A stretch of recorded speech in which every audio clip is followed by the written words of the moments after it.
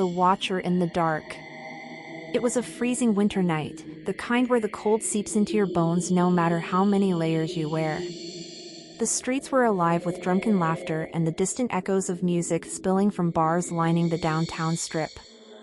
I had just finished my late shift at Hendrick's Tavern, a dimly lit, upscale bar where I had worked for nearly 3 years.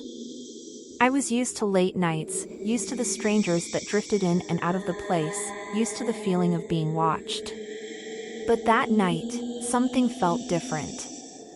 I was tired, my feet ached, and all I wanted was a drink before heading home. So, I did what I often did. I walked a few blocks to Riley's, a bar where off-duty servers gathered to unwind. The place was packed, and I squeezed my way to the counter, ordering a whiskey neat, savoring the brief moment of solitude. Then, something, or rather, someone, caught my eye. A man sat alone at the far end of the bar, half hidden in the shadows. He was polished, composed, almost unnervingly still. Something about him tugged at my memory. He looked familiar, not in the way an old friend does, but in the way something you've glimpsed 1,000 times does without ever really seeing it. I studied him for a moment, and then it clicked. He was a regular at Hendrick's Tavern, always sitting alone at the bar, always nursing the same drink. A quiet observer. He never made small talk, never caused a scene, never seemed particularly noteworthy. And yet, here he was, in the same place as me, on the one night I decided to step out of routine. Coincidence? Maybe. As I passed by him, I gave a polite nod, the way you acknowledge someone you recognize but don't really know. A casual greeting, nothing more. "Ah, finally. I was wondering when you'd say hello," he murmured. Something in his voice made my skin prickle. It wasn't friendly, nor was it flirtatious. It was something else. Something colder. I hesitated, caught off guard. He lifted his glass in a slow, deliberate motion and took a sip before adding, "I've been watching you for a long time."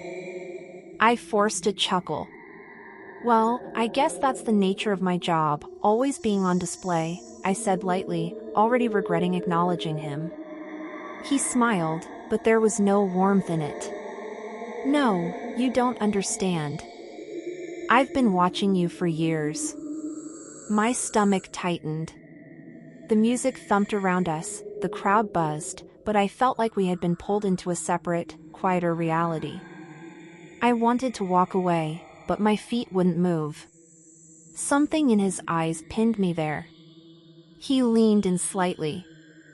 "I know your routine," he continued, his voice almost lost beneath the hum of the bar.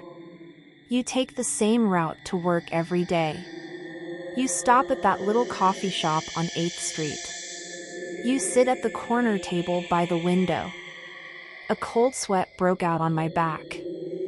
I had never spoken to this man before, never shared a single word. And yet, he knew details about my life that no stranger should. I swallowed hard, my voice barely above a whisper. "Why?" His smile widened. I was waiting for the right moment to introduce myself. My pulse pounded in my ears. I wanted to believe he was just some lonely guy who had built up an obsession in his head, but then he said something that made my blood run cold. "I was planning to propose to you next month, on my birthday." My breath caught in my throat. I almost laughed, because surely, this was a joke. We had never spoken before. Never exchanged more than a passing glance. But the way he said it, calm, assured, as if this was something preordained, sent ice through my veins. I took a step back, trying to regain control of the situation. "Look, I think you've got the wrong idea." His expression darkened. "You're thinking about leaving Hendrick's Tavern, aren't you?" I froze. I had mentioned it in passing to a coworker once or twice, but that was it. How did he know? "Well," he continued, swirling the drink in his hand, "don't go anywhere I can't find you. The escape. My body screamed at me to run, but I forced myself to stay composed. I mumbled an excuse, something about needing to use the restroom, and slipped into the crowd. My heart pounded as I pushed past bodies, heading straight for the exit. I didn't look back. That night, I barely slept. Every creak in my apartment sent me into a panic. Every shadow outside my window made my skin crawl. I started checking over my shoulder more, watching the faces in the crowd, wondering if he was still out there, still watching. When I went back to work the next day, I told my manager everything. They brushed it off. "He's harmless," they said, waving a dismissive hand. "Regulars get too attached sometimes. It happens." I wanted to argue, wanted to tell them that this was different, that it wasn't just some lonely guy with a crush. But I knew it wouldn't matter. To them, I was just another server. Just another girl with a story they wouldn't believe. A few months later, the bar shut down due to citywide restrictions. I never went back. Never saw him again. But sometimes, late at night, I still think about him. About his calm, unwavering stare. About how he had been watching me for years without me ever knowing. About how, somewhere out there, he might still be waiting. And worst of all, I'll never know how much he really saw. Or how much he still sees.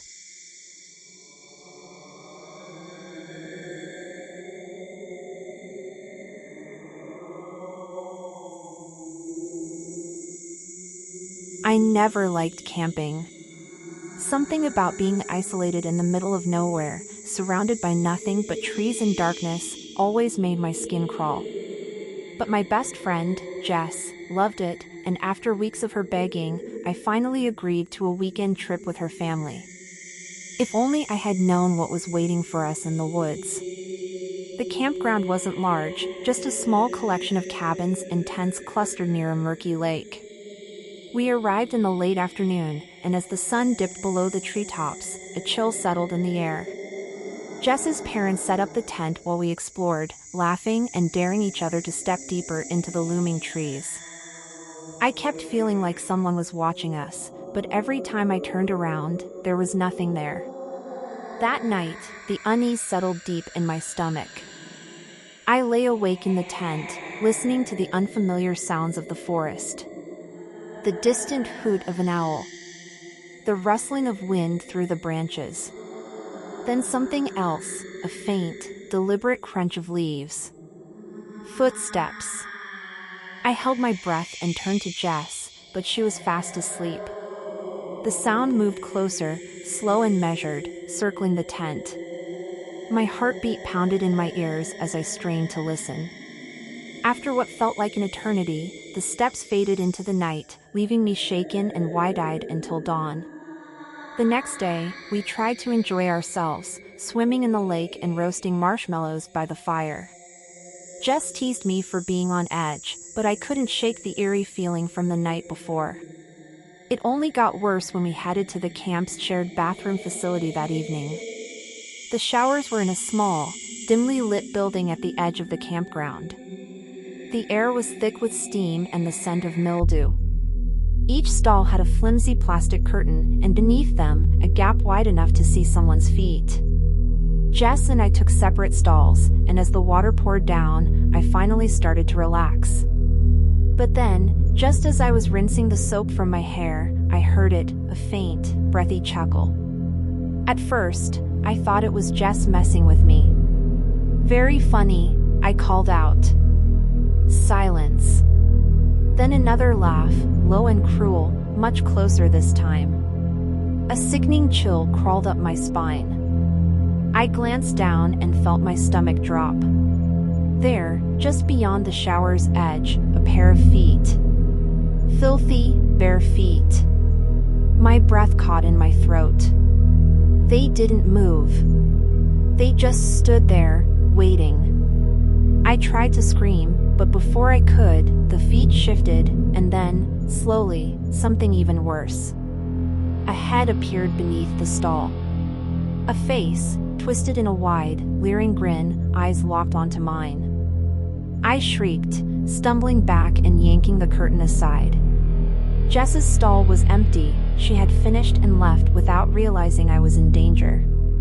I grabbed my towel and bolted, my pulse hammering as I ran half-dressed through the night. I crashed into Jess's dad outside our tent, sobbing, barely able to explain what had happened.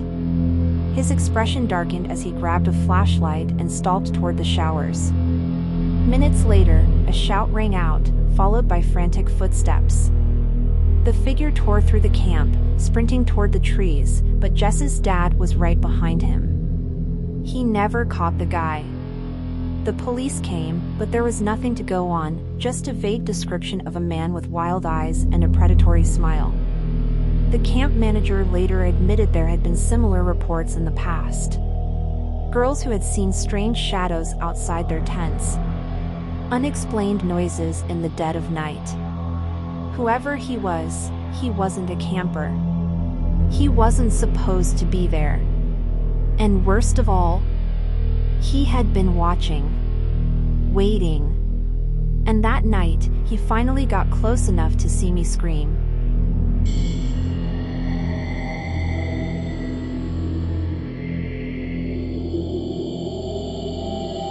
I was exhausted, my mind preoccupied with the day's events as I walked toward the entrance of my building. The cold evening air nipped at my skin, and I quickened my pace, eager to get inside. That's when I heard a voice. Hello. It was soft but deliberate. I turned my head slightly and saw a woman standing just outside the door. I had seen her before, maybe in passing, but I had never spoken to her. There was something odd about the way she stood, like she had been waiting for me. Being polite, I nodded and replied, "Hey," before reaching for the door handle. "How's your weekend going?" she asked quickly, before I could disappear inside. The question caught me off guard, but it seemed harmless enough. Just small talk, I thought. "It's been good," I said. "Just busy." "Where do you work?" she asked immediately. Something about the way she asked, the abruptness of it, made me hesitate. Still, I answered vaguely, keeping my tone casual. "Oh, just a place nearby."